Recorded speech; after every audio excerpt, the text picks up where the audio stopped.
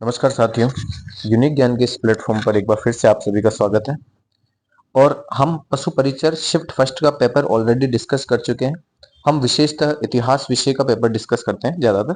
तो आप इतिहास विषय के शिफ्ट फर्स्ट में आप जो भी क्वेश्चन आए हुए हैं उनको आप देख सकते हैं, ठीक है।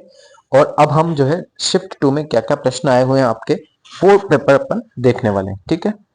तो आप हमारा चैनल इस लिंक से आप जा सकते हैं, और अगर आप हमारे डिस्क्रिप्शन में देखेंगे तो हम ये लिंक पहुंचा देंगे आपको, ठीक है। तो आप यहाँ से भी आप चैनल ज्वाइन कर सकते हैं, ठीक है। आप सभी का स्वागत है, और हम जो है आज ये पेपर डिस्कस करने वाले हैं, ठीक।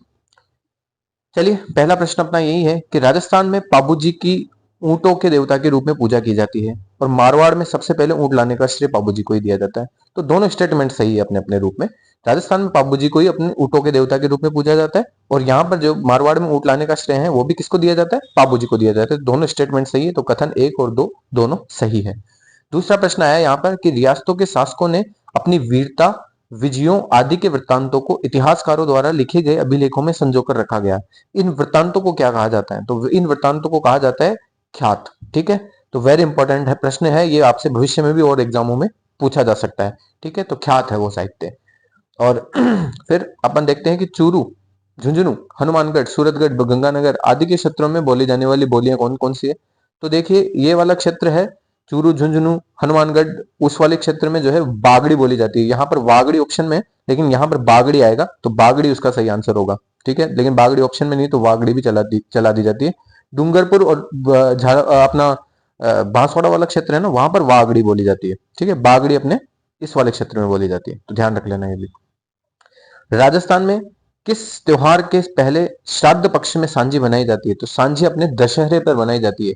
वैसे सांझी जो है शुरुआती नवरात्र में बनाना शुरू कर देते हैं, बाकी दशहरे तक ये सांझी बनाई जाती है। तो इनमें सबसे उपयुक्त आंसर है ना, वो दशहरा ही है, ठीक है। इसमें भी मैं वागड़ी इसलिए बोल रहा हूँ क्योंकि इनमें सर्वाधिक उपयुक्त आंसर पूछा है इसने, तो बागड़ी नहीं देके उन्होंने वागड़ी दे दिया, इस वजह से ये आंसर दे दिया, ठीक है। तो आप एक एक प्रश्न ये भी पूछा गया है कि 9 मंजिला जो ऐतिहासिक विजय स्तंभ है अपने चित्तौड़गढ़ राजस्थान में, वो किससे बना हुआ है? तो उसके लिए ये बहुत ही यूनिक सा प्रश्न है, और ये बहुत अच्छा प्रश्न है। भविष्य में ऐसे प्रश्नों की जो है एग्जाम में आप वापस उम्मीद कर सकते हैं। तो ये लाल बलुआ पत्थर और सफेद संगमरमर से निर्मित है, तो वेरी इंपॉर्टेंट लगा लेना इसको भी, है ना। तो ये भी भविष्य में आपसे पूछा जाएगा एग्जाम में। फिर एक प्रश्न ये था कि गणगौर के त्योहार का आयोजन किस माह में होता है? तो किस माह में होता है? चैत्र में होता है, तो चैत्र वाला महीना लगा दो। फिर बहुत सी घूंघट वाली महिलाएं अपने सिर पर 7 या 9 पीतल के पात्र संतुलित कर कर एक नृत्य करती है, ठीक है। यह नृत्य की शैली क्या कहलाती है?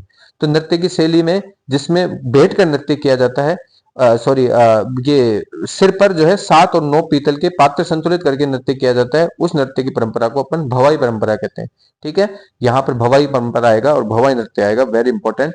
और मेवाड़ में भीलों द्वारा कौन सा नृत्य किया जाता है? तो वो गौरी किया जाता है। त्रिपुर सुंदरी मंदिर कहाँ पर है? त्रिपुरी सुंदरी मंदिर अपने बांसवाड़ा में पड़ता है, ठीक है। और इसके अलावा एक प्रश्न ये था कि गोगा जी जो राजस्थान के प्रमुख लोक देवता है, उनके पिताजी का नाम क्या है? तो बचेहल सिंह नहीं है, जेवर सिंह है, ठीक है। बहुत लोग अर्जन सिंह भी करके आए, लेकिन जेवर सिंह आएगा इसका सही आंसर, ठीक। फिर कच्ची घोड़ी नृत्य किस अवसर पर किया जाता है? वो विवाह के अवसर पर किया जाता है, ठीक है। तो ये भी ध्यान रख लेना। राजस्थान की महिलाएं किस अवसर पर लहरिया भात की ओढ़नी पहनती है? तो तीज पर पहनती है लहरिया भात की ओढ़नी, है ना। तो ये भी ध्यान रख लेना। फिर शेखावटी और कुचामन के किस लोक नृत्य में ढोल या ड्रम वाद्य यंत्र का प्रयोग किया जाता है? तो वो है घुड़ला नृत्य, ठीक है। इसमें अग्नि नृत्य भी आ सकता है, क्योंकि अग्नि में भी अग्नि नृत्य जब करते हैं तब भी बड़े बड़े ढोल बजते हैं, है ना। लेकिन यहाँ पर जो है ना, सर्वाधिक प्रयुक्त आंसर कौन सा है? सर्वाधिक उपयुक्त, तो घुड़ला नृत्य में जो है ढोल की भूमिका बहुत महत्वपूर्ण होती है, इसलिए घुड़ला इंपॉर्टेंट आ जाता है इसका, है ना। तो घुड़ला इसका सही आंसर होगा। फिर अपन देखते हैं राजस्थान के उस लोक नृत्य का चयन कीजिए जो मनोरंजन और सामाजिक मुद्दों के उठाने के लिए प्रसिद्ध है। तो वो है कठपुतली नृत्य, जिसमें मनोरंजन के साथ साथ सामाजिक मुद्दे भी उठाए जाते हैं। आप देखते होंगे कठपुतली में बहुत सारे ऐसे नाट्य रचे जाते हैं जिसमें आपको बाल विवाह, है ना, पर्दा प्रथा, इन सब का जो है एक तरीके से एक नाट्य मंचन किया जाता है, ठीक है। तो ऐसे सामाजिक मुद्दों पर भी ये जो है चर्चाएं करता है कौन? कठपुतली। फिर बाबूजी की फड़ गाते समय किस वाद्य यंत्र का प्रयोग किया जाता है? तो वो है अपना रावण हत्था, ठीक है। ये भी एक अच्छा प्रश्न है। फिर किशनगढ़ चित्रशैली को उसके चरमोत्कर्ष पर ले जाने का श्रेय किसको दिया जाता है? तो वो दिया जाता है निहाल चंद को, ठीक है। तो ये भी एक महत्वपूर्ण प्रश्न है, निहाल चंद को दिया जाता है। फिर किसने राजस्थान के गांवों का भ्रमण किया तथा राजस्थान के ग्रामीण जीवन तथा समाज पर आधारित श्रृंखला में देखता चला गया?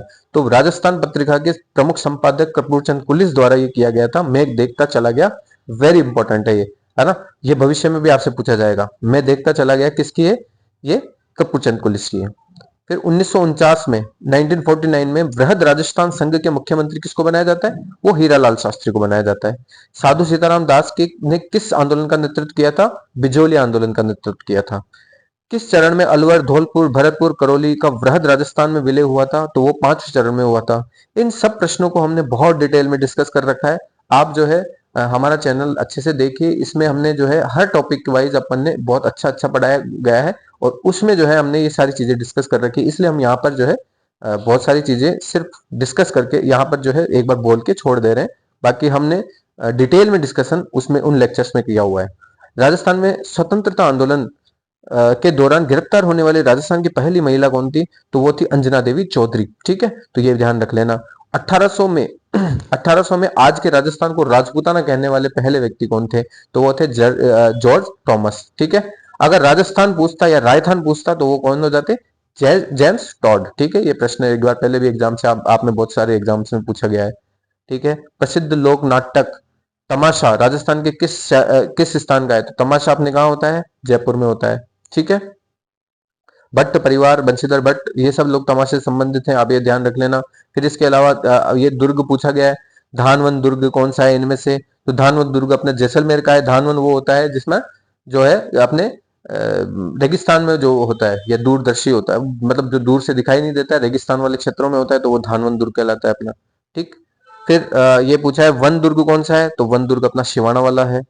एरण कौन सा है? तो एरण वाला जो दुर्ग है वो चित्तौड़ का किला है।